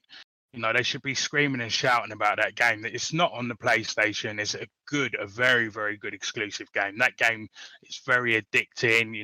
It's a chilled game. Anything can happen. I mean, you've spoken about on the podcast hours, but yeah I enjoy that. That is one game, that I will play on my Series S. Normally, I play it on the PC, but yeah, it's a good game. So yeah, played a bit of that with you. I mean, it's weird because I've been trying to convince the other guys in the community to play it in the podcast crew, like Peebs and that, and they're all like, "Oh, it's like a second job. I don't want to play that crap." It's just so fun. I don't understand why they're getting this second job fucking bollocks from. It's just a lot of fun. Yeah, it's not really any. Isn't Warzone basically a second job? Sorry? Yeah, I mean. Warzone is basically a second job. Well, it is their second job, isn't it? Yeah. This pirate, keep calling it pirate. Sea of Thieves. It's not really a grind. This stuff, everything you unlock is cosmetic. It's not really a grind. It's just about having a good laugh. Like some of the quests that you can do, they're very like Goonies. I actually went back and watched Goonies the other day because the game just reminds me of Goonies so much. I don't know why, but yeah, it's just a good laugh, and it's the aspect there of it's PvP also, so you never know what's going to happen. You bump into somebody, that they can attack you, or have they added a campaign to it yet? Yeah. So there is. There's it's called the Tall Tales. So we just finished that, didn't we, Webby? Yeah, we've done all the Tall Tales now, mate. Yeah. Yeah. So there's 9 of them, plus 2 more after, but there's 9 main ones. Yeah, they're good. The puzzles are real hard on them. Webby's got no patience, so he's just jumped straight onto the guide. But to be fair, Webby, sometimes that guy just confuses us more than anything, doesn't it? It's just like, but if you played Sea of Thieves when it first come out, and you just which I did, and rubbish. It was the same. But it's with a few friends and that, it's a real good laugh. It's a chilled game as well. It's a game that you can play if you're in the middle of doing something. Also, if you're with somebody else, if there's 2 of you or 3 of you in the boat, and you can't. The game can't have your 100% concentration. It's a good game for that. Unless you're in a pirate ship battle, but unless you're in a battle. But if you're sailing or looking for treasure or whatever, you don't. A few times I've had to go walk the dogs or whatever, and come back, and I'm just still there. It's all fine. You guys are just doing whatever. So it's kind of like the Elite Dangerous, but of the seas. But yeah, and it's how old is that game now? It's a good few years old, isn't it? It's at least a couple of years old, maybe more. But the problem I'm having with it now is it's become a little bit of an addiction. So I'm playing it too much. I got told off for playing it this morning. I should have been looking after my kids. And it's like COD. It has a season pass where it goes up to 100, and the season pass doesn't run out for another 8 weeks. And I'm level 98 out of 100 already. That's how much I've been playing. Do they let you pay money to skip levels? No. To be fair, you don't really need to. It goes through it quite quick. Yeah. The sort of microtransactions. I mean, you can unlock different designs and that for your ships. But there is options to pay, like to buy the designs for your ships as well. So and they're not cheap. Like a whole ship layout will cost you like 25 quid. Yeah, I bought one the other day, and I bought a skeleton skin for my guy. So he looks like a skeleton. I spent about £35 on the game, I think, which I don't mind because it's free to play, and back the devs a bit. But yeah, it's just one game that I just feel that Xbox should promote a bit more and just be like, well, we've got this. So yeah, it's a strange one, isn't it? They don't seem to push it enough, and it's a real solid game now, and it works so well. It's cross-play as well, PC and Xbox. And it's on Steam. It's on. It's out there, and everyone, well, most people that play it really get into it, and I think the people that don't get into it either just haven't given it enough time or haven't been playing with people. Yeah. So, I mean, a week before I played it with you, I jumped on with another friend, and when I played it with you, you actually took the time to explain it with me. He's just like, jump on the boat, and we started sailing. I'm like, well, what we doing? He's like, looking for players. And after half an hour, I'm like, yeah, mate, this game's rubbish. Like, I'm not playing it. And then I played it with you, and you're like, look, we're going to do this quest. You do this, you do that, blah, blah, blah. And then from then, I was hooked. So yeah, well, that's the problem, isn't it? And well, it was quite funny because, well, actually, what I said was quite funny. So I was in the Discord, and Wes was like, I'm going to jump on Sea of Thieves with you. I don't think it's that great. And I said, play it with me and you'll love it.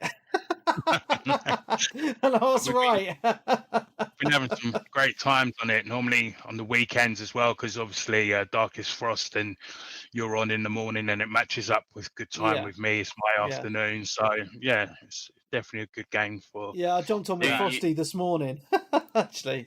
Do you drink rum while you play and wear an eye patch? Oh, yeah, 100% roleplay, mate. 100%. Oh, authentic. Hey, Frosty's just joined the chat, actually. Hello, Frosty. Yeah, so me and Frosty jumped on this morning. I was only on for an hour.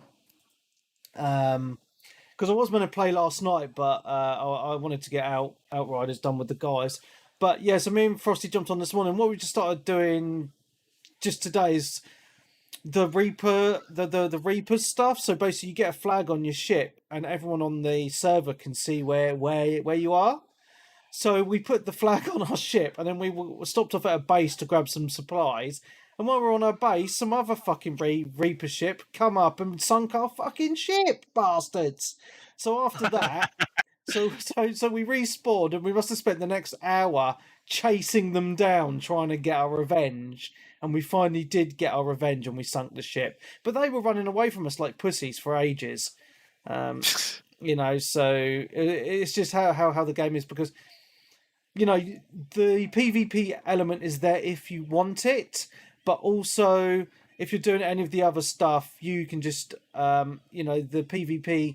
Well, it just depends, because sometimes I've played it and the PvP's just been non-existent, and other times it's just been there a lot, so it just kind of depends. And you can also team up with other ships as well. You can form an alliance, and then you can talk to each other. And if they if they sell gold, it splits between everyone in the alliance as well. So you could be sailing the seas and be like, oh, you've got a load of gold, So it does work in your favour to team up as well.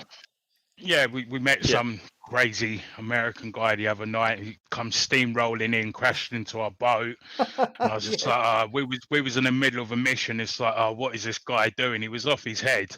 Yeah. And he's talking all types of madness. He's going to me, come with me. I'm going to take you to this boss. And he's like, took our rowboat off of our boat, for the back of our boat. It's like, what's this guy doing? And then he's just gone off on his own. Yeah. Then half an hour later, we're getting all this free gold and stuff, where he teamed up with us, but went off on his own. I think he was with someone else as well. Yeah. And and we just got all this free loot and that, just because he was handing it in, right? So. But one of the highlights for me in this game is the game chat. So it's all proximity based, but you can get you have this little horn. So you talk through so you get the horn up in front of your face in game, and then I jumped on with Ruski the other day, right, and he'd bought this new ship design, which is all rainbows and has it's all pink and rainbows with the LGBT flag on top. And we come across this ship. Yeah, the big gay owl ship, and we come across this other ship, and then they decided shit talking us. They put their rainbow flag up, and they were like, "We are looking for meat." Is that the homosexual ship? I was pissing myself, so the banter was just going back and forth, and then we teamed up, and it's just the some of the people you come across, it just makes the game. It's just such a laugh. The really random is. encounters. It's not pretty much no other games like that. I mean, you know, they've kind of got that sort of MMO feel about it. It's, you know, even though there's not that many people, could you imagine if like the map, if they done it on a bigger scale with like 100 teams? Like, it'd just be too mental. I think they've got the balance just right, because, you know, because there is people that go into Sea of Thieves just wanting to do like the Gold Hoarder quest and do the vaults and not really be bothered, and that can happen. However, if you know where which islands the vaults are on, and you want to be a bit of a dick, and I've done this before, is I've spotted the ship outside the island, knowing that they've been unloading the vault, and then just go and kill them and nick all their loot that they've just spent the next hour fucking trying to get. Now that's quite funny, but if you're on the other side of that, that can be very disheartening. So you got to take the wins with the losses as well. So, you know, if you salty. Yeah, because if you get sunk or whatever and you lose some stuff, you know, it's you just got to remember it's part of the game. You know, so yeah, that's it. Yeah, but yeah, I love it. It's my favourite game at the moment, and we're all and the community as a whole are having a lot of fun on it at the moment, which is really, really cool to see. So, yeah, no, for sure. It's one of those games at the moment that I can guarantee every night there's people playing, which is really, really good. Yeah, you can. Yeah, it's very easy to match up with people in the community. Yeah, that game. Because usually I'll look at my friends list, and 9 times out of 10, Frosty's playing it, so I just join his game with no issues. I spawn on his ship, and I'm like, right, let's go fuck some people up then. You know, so it's a lot of fun. It's a good laugh. I mean, if you've got Game Pass, give it a go. Especially, you know, it looks great as well. The graphics, it's amazing. I mean, what art style would you call that? It's kind of a bit like I mean, Zelda Breath of the Wild, ain't it? On the Xbox, it looks beautiful. Like the HDR just makes it pop on the Xbox. I think, you know, with just the lighting off the ocean and just everything, it just looks so good. And then obviously on the PC, you've got the HDR option, but I don't use it on the PC. But it looks great, and it runs great on all platforms. So, you know, it's great.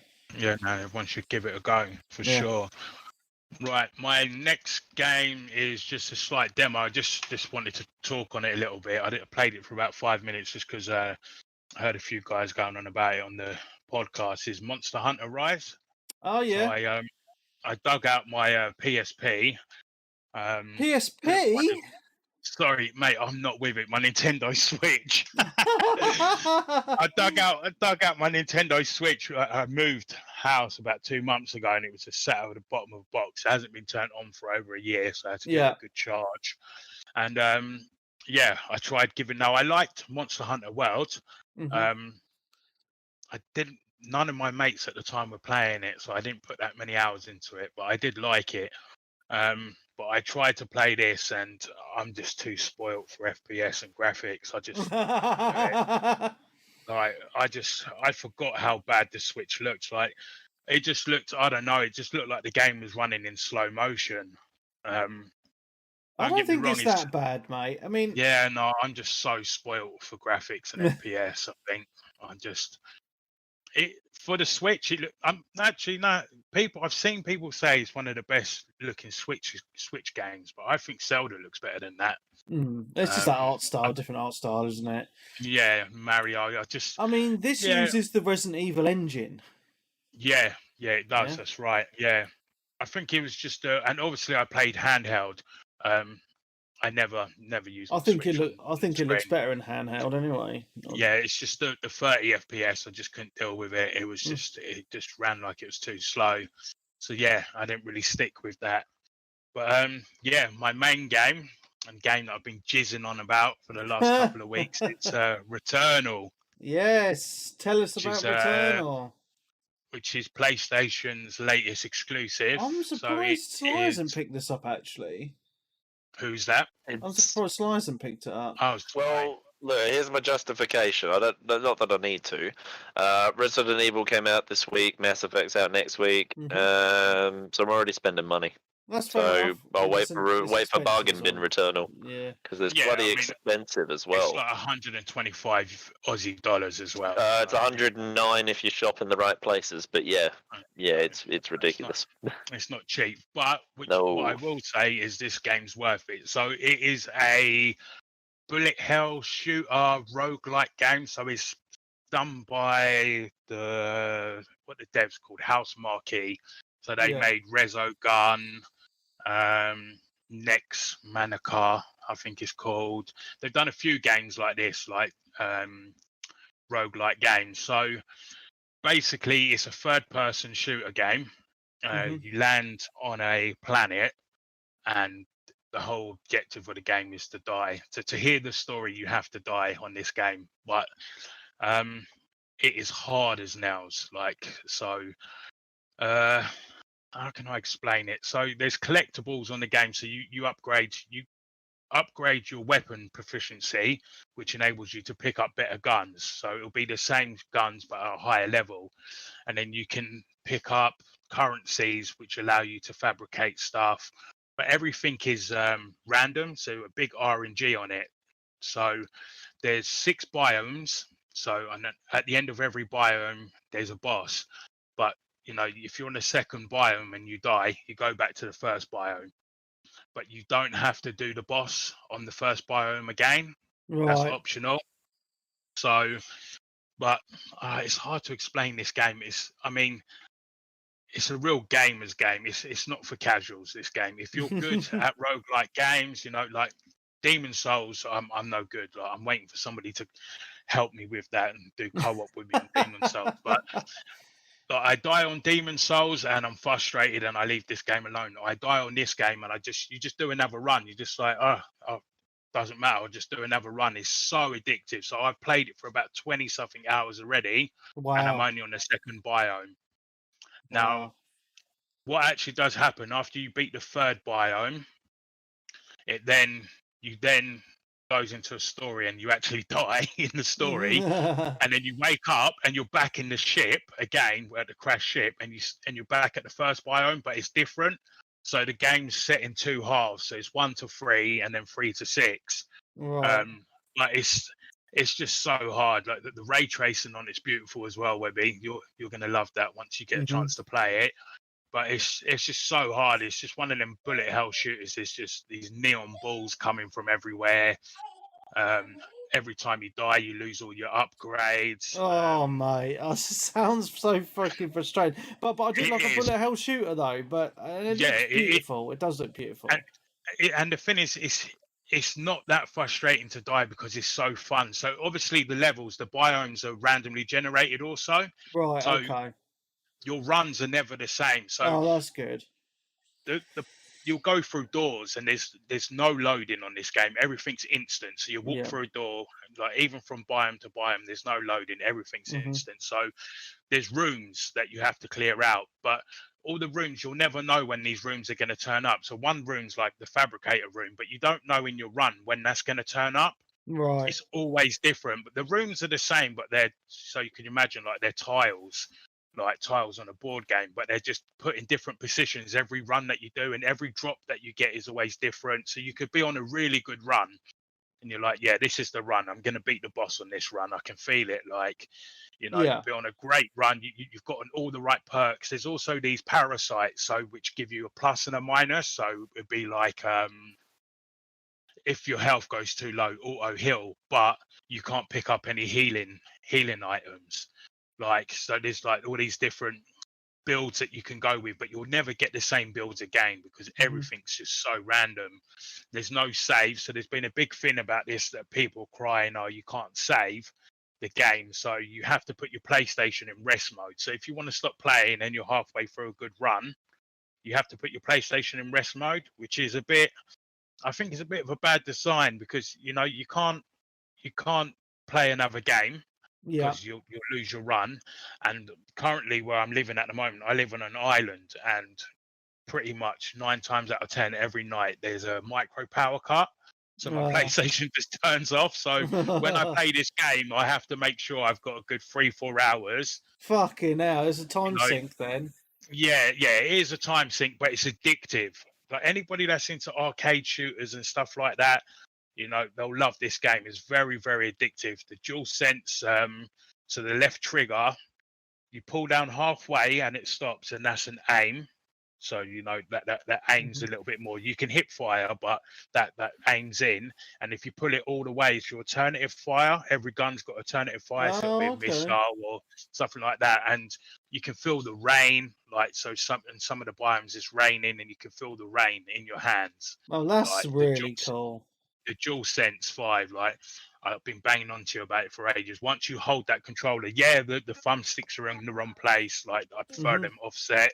But the DualSense 5, like, it's just amazing in this game. And I think that's what is so addictive. It feels so satisfying when you're killing things because the way it feels in your hands. Yeah. And, you know, it's the game loop. And so, yeah, I'm hoping for a quit and save option to be added to the game. So, you know, you can't, if you die, you can't load that save up. But if you quit, you can load that save up. And then because at the moment it's rainy season where I am, so the power cuts are just all the time at the moment. It's a nightmare. So but yeah, Returnal, I mean, look, like I said, it's a 70 pound game, but obviously games are 50 pound for me. It is a lot of money, but I'm 20 hours in, and I've been replaying the same level because I can't beat the second boss.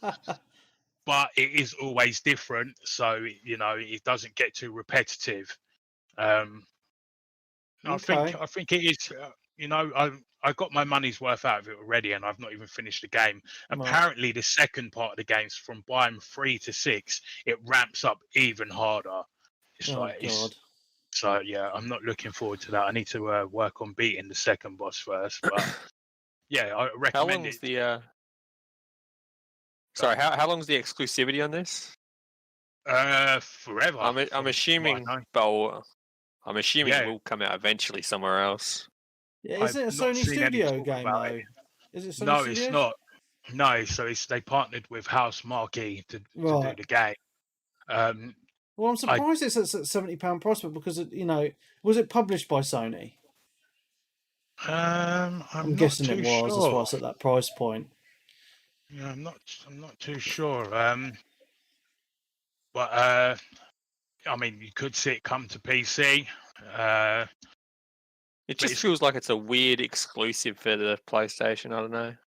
Yeah, well, I mean, there was an article a few weeks back that people were saying, you know, PlayStation they weren't making Days Gone 2, and they're just playing safe. You know, they're not going to take any chances. We're just going to see, you know, I love Days Gone. And I'm more Uncharted. That comes out on PC, I think. That's out on PC now, isn't it? Gone. Yeah, that's one. I think it's out on PC now. I think. Days Gone. Yeah, if it's not out yet, it's maybe the 22nd of May. Maybe. I'll double check it. But you know, PlayStation, they did take a chance with this game, and it is a great game, but it's not for everyone. This game is not for everyone. Like, a lot of people bought this game thinking it's going to be a typical Sony game where it's story driven. There is story, but it's not about the story. Days Gone's on the 15th. It says the 18th on mine. It says the 15th on CD Keys. Oh, it says the 18th on Steam. Okay.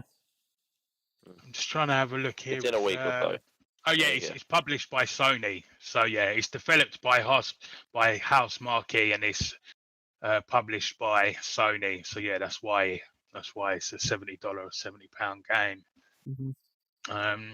But yeah, I've been loving that game. I'm kind of waiting to see if a save mode comes out, just because it's starting to get a bit annoying.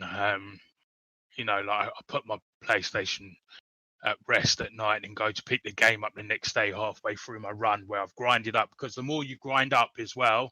So now that I've got the second biome, if I want, I can go through a few rooms on the first biome and go straight to the second biome. Yeah. But my health won't be upgraded, or my weapon proficiency won't be high. Right. Okay. So I it's up to me. I make the choice. If I want to grind up, then I can grind up, then go to that biome. And then I noticed my last run, I grinded up a bit, went to the second biome, and I thought, right, I'll grind up into this biome a bit. or wait till I can get to the boss. But then I realised there's a shortcut to the boss also. So you don't actually have to do all the levels again. But I mean, if you're not great at the game like me, then it pays to grind up. But then while you're grinding up, you could get killed. Yeah.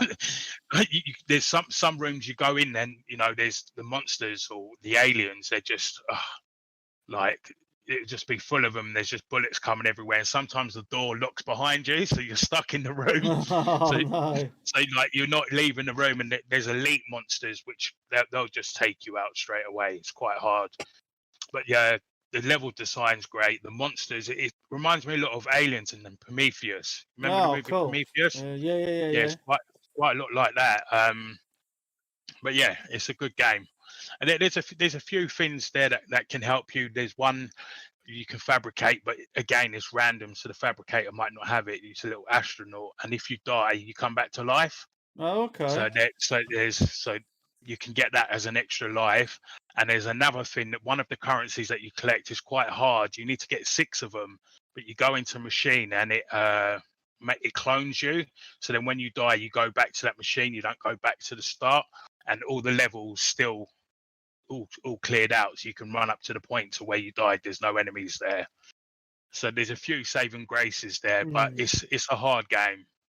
It is a hard game. But yeah, anybody that's into roguelike games or bullet hell shooters, definitely give this one a try. Cool. Yeah, no, it does look decent. It's just that price point, as I've always said, it just seems too steep for. Well, it's too steep for me, but it's too steep for a lot of people as well. I've seen in the chat on Twitch that a lot of people have said that price point is what's put them off as well. Yeah, no, for sure. I mean, like I said, with PlayStation games costing more, like we spoke about the other day, it's like Apple, they're exclusive. These games, you're not getting them anywhere else. Yeah. Xbox games, they're exclusive, but you can get them on PC. Yeah. So, I don't know. Sony games are coming to PC now, so yeah, they are. But how many years later? How many years later? That's how it's starting. But I reckon they're going to start getting faster and faster. Oh yeah, hope so, man. Hope so. We'll see. I mean, I think Sony are in a good position at the minute. A lot of people are worried that this Game Pass is going to, well, MLB The Show's coming to PC next year as well, so that's another cool thing. There's another thing I wanted to say about that Game Pass. So apparently, I was listening to something yesterday on a different podcast. It is a PlayStation podcast, so it might not be. It might not be true, but apparently, Game Pass is not profitable. They're not making money off a Game Pass. Apparently, Phil Spencer lied about it, and they're not making money off Game Pass. Are we doing a news section? Because have you seen? All right. Well, I was going to say, I assume tomorrow you're going to discuss Epic versus Apple at length and all the shit that's come out of the pipeline. Yeah. Oh, boy.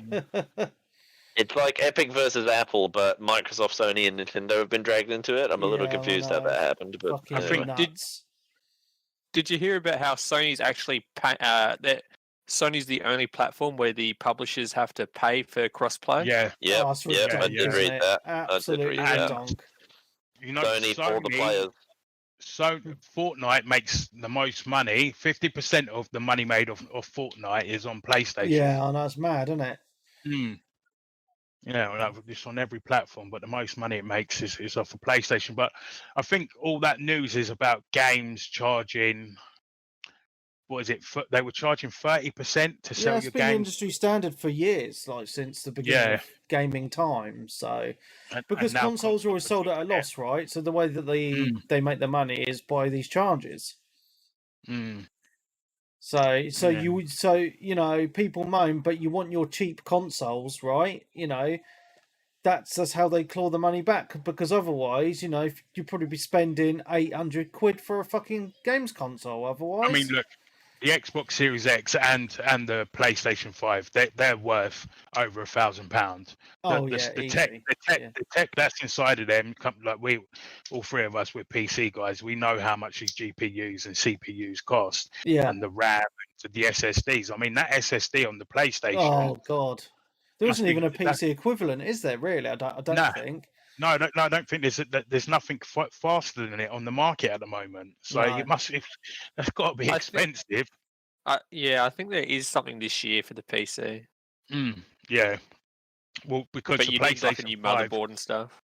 yeah, the PlayStation 5's actually got an M.2 bay on the back, but they won't let you use it because there's nothing fast enough to use in it yet. Yeah. So that'll probably Yeah. be the one. But yeah, so that's what I've been playing. So I'm looking forward to some more exclusives coming out. Ratchet and Clank. Oh, that looks so good. That's next month. So today I just started Yeah.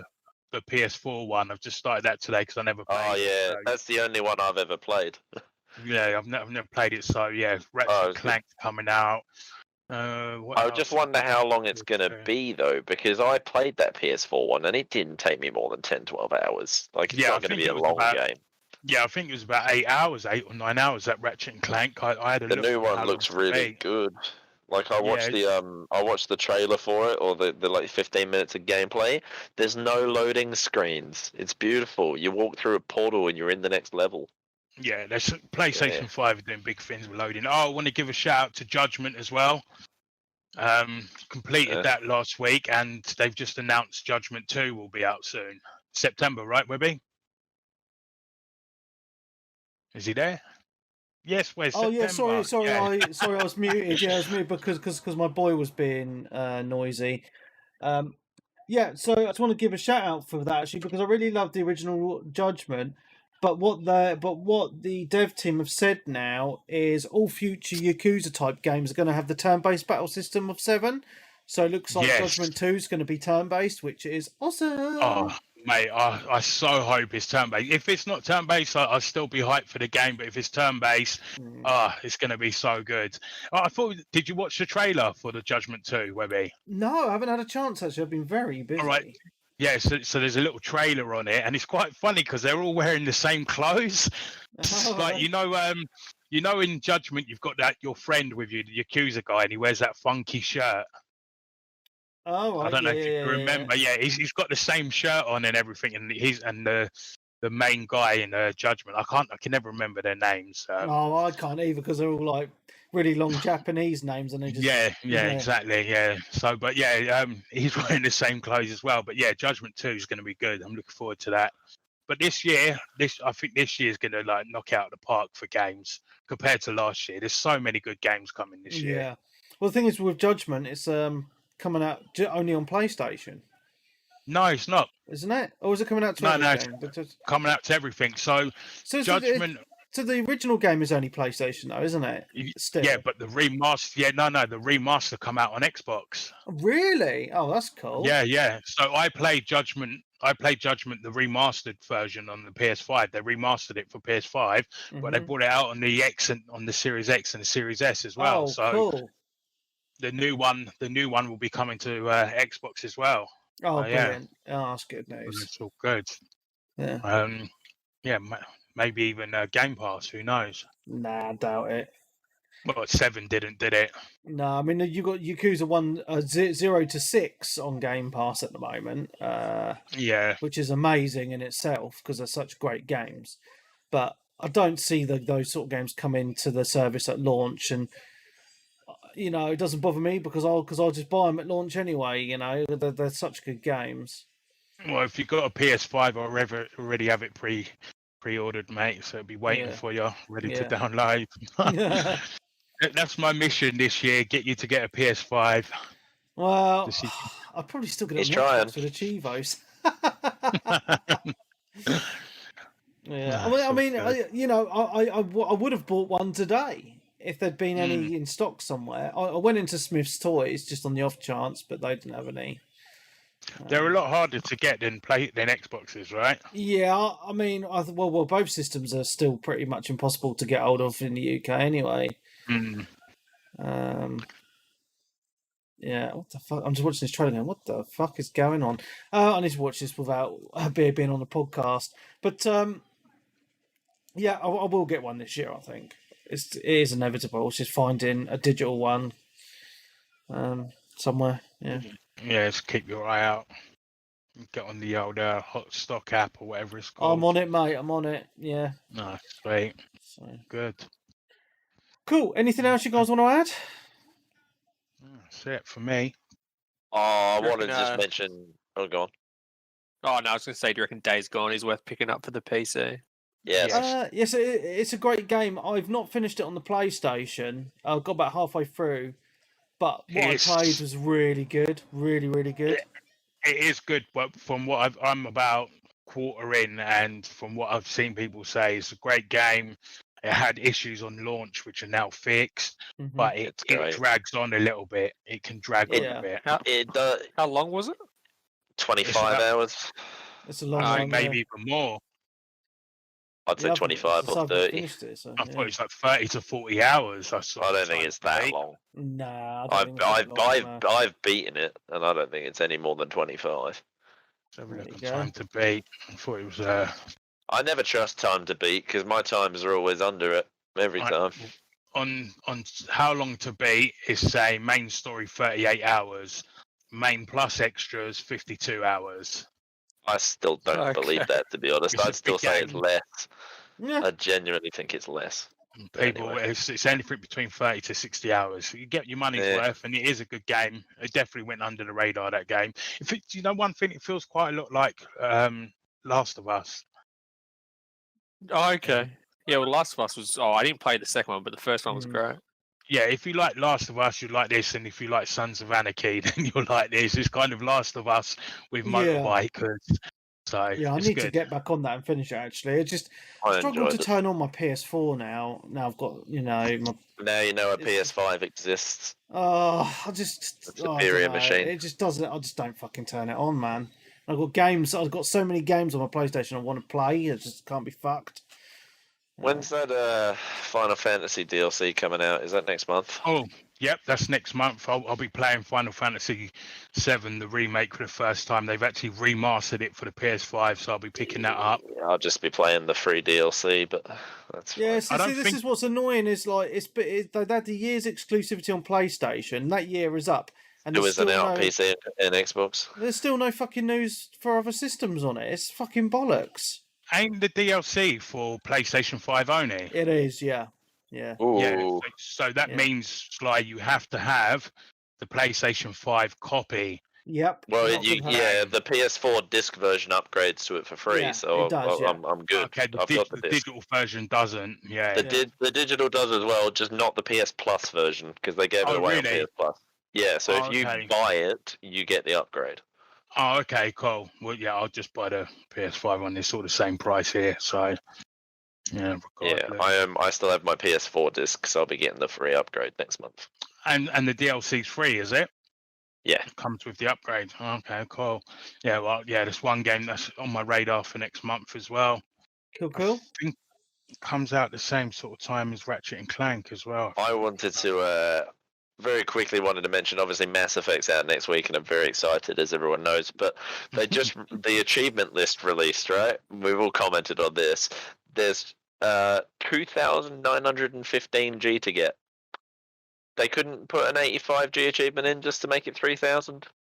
I guess. It's very bizarre. Anyway, looking forward to it. I've looked at that achievement list. Far easier than the originals. I feel like in my first run through, I'm probably going to get about 2,400 of that gamer score. The rest will be. I mean, there's an achievement. Well, there's 3. There's an achievement to do one of the games on Insanity, then 2 of the games on Insanity, and then all the games on Insanity. I did it on the originals. It's not going to be an easy time, so I'm going to leave those till last and for a future playthrough. But I'm going to do everything else. I mean, there's about 90 hours of content there, isn't there? So. Oh yeah. See, here's my thing, right? I've always just sort of smashed through 1 and never really done any of the side stuff because it's old and kind of clunky. Now that it's nice and polished, I might actually take my time and enjoy 1 and do all the side bits, even though I want to just play 2 again. I'm going to do all the bits because I want my character to have as high Paragon points as possible and also as much XP as possible, because apparently you can hit level 40, which is the max level in Mass Effect 1. Apparently you can do it in 1 playthrough now. You used to have to do it in New Game Plus. They used to cap it. But apparently you can do it in 1 playthrough if you go and do all the side bits. Yeah, so I'm looking forward to Mass Effect. Very, very excited for it. Cool. Yeah, I'm going to pick this up. I don't know where yet. I don't know if I get it on the PC or the PlayStation. Well, you don't have a Series X, do you? I have a Series S, which is. So if you had a Series X, you could get it 120 FPS, 1440p. Yeah, I mean, only other place you'd be able to do that is PC. So. Yeah. It's another thing with this game. I don't know whether I'd rather play it with controller or mouse or keyboard. I honestly, I've done it with both. Controller's better, and I definitely would advise playing it on the TV, because if you're going to be sitting there for a while, you probably want to do it on the TV. Yeah, so probably get it on your PlayStation. The PC version, the old one, didn't even have controller support. Yeah, I know. You have to download a mod to get it. Yeah, but this version will have controller native support. So. And it's also got 21:9 support as well. Oh, nice.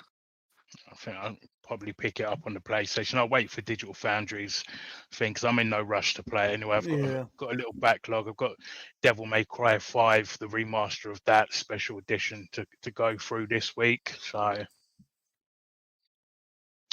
so many games. So good times. Good time. Good. Did you see that the Battlefield 6 trailer leaked, but it's just the audio? Did it? Oh, really? Yeah. Oh, just the audio. Well, that's what I'm seeing on YouTube. I've been seeing links. It's just audio. Oh, you want to see what it looks like, man? Yeah, I know. I'm just obviously the trailer's got to be soon. Yeah. There's been a lot of leaks and rumors about it. Yeah, the latest one I saw was set in the future slightly. What? Okay. Drones. Is it going to be 128 players? This one? Yeah, they're meant to be up in the player cap on it as well. I mean, look, with we need a good Battlefield, dude. Sure. Battlefield 4's still solid. The last two have been pretty average. I dropped off of 1 quick and I barely played 5. Not even that. Honestly, we just need a game that's like Battlefield 4. Honestly, just make a good Battlefield game again, please. Yeah, that would be nice. I'm still confused by their naming, because they did 4, then Hardline, then 1, then 5. I think this one's just going to be called Battlefield. Battlefield 1 was because it was World War 1. Yeah, I know, but Battlefield 5 is World War 2, but they called it Battlefield 5. They didn't call it Battlefield World War 2. Well, got Battlefield, and you got Battlefield 2066 or something like that. One of the older ones. It's futuristic, isn't it? Yeah. No, there's 1943. There's 20. There is a 21. I can't think what it is now. Yeah, it was in the future one. I never played it. I think the first one I ever played was Bad Company. I liked 1943, where you're on the Pacific Islands. Oh, that was awesome. Yeah. That was on Xbox Live Arcade. That was it was $15 game. That was cheap. That game. It was great. Still remember the music all these years later. Cool. Hopefully cross-play as well. Yeah. Cross-play. That'd be nice. I would love but Sony will make them pay for it. Oh God! I mean, Battlefield is straight purchase on the PC anyway. There's no other way to play that. You've got to play it on the PC if you have one. So 100%. Cool, guys. I think we need to end it here. It's been nearly 2 hours. It has, and I haven't eaten dinner yet. Yeah, but thank you so much for coming on. It's been amazing. Good. There will be another show recording tomorrow. So it's like a whole podcast weekend going on. And that will be the Patreon exclusive show, recording at 8:30 tomorrow night. So thank you very much, guys. Big thank you to all three of you for coming on. Big thank you for being Patrons. We'll be doing some more of these Patreon members exclusive shows in the future. So if you are a Patreon subscriber, please let me know your availability. And I'll be putting up some weeks when we're going to do them as well in our Discord channel and the messages on the Patreon as well. If you're not a Patreon... if you're not stop being a kick Charlie. And if you're not a Patreon, why not sign up? Patreon.com/360gamercast. From as little as £5 a month, you can get a show every single week of the year, and you also get a chance of actually coming on the show as a guest. How cool is that? So do it. Do it now. All right. Cool. Anything you guys want to add? I want Hogarth to do an astrophotography episode. I just want him to talk about astrophotography. I've made the call out. Okay. Tanner? Nah, I'm good. You're good? Wes? No, it's all good. Stop being cheap Charlies and support Webby. There you go. Wes says it best. So anyway, thank you very much for coming on. So from me, Mark Webb, Gamertag, PSMD, Steam ID, Webby 360G. I'm Commander Shepard, and this is my favourite podcast on the Citadel. It's Sly Armand. Yeah, from me, Turner. Cheers for having us on, Webby. No worries. Take it easy, guys. It's Wes. So thank you very much. As I said before, you can find us at patreon.com/360gamercast from as little as £5 a month. You can get a show every single week of the year and maybe guest as well if you fancy it. Our social medias, Twitter, 360gamercast, same on Bookface. But the main thing we use is Discord, and the link for that will be in the show notes. So thank you very much. We will see you tomorrow. Goodbye.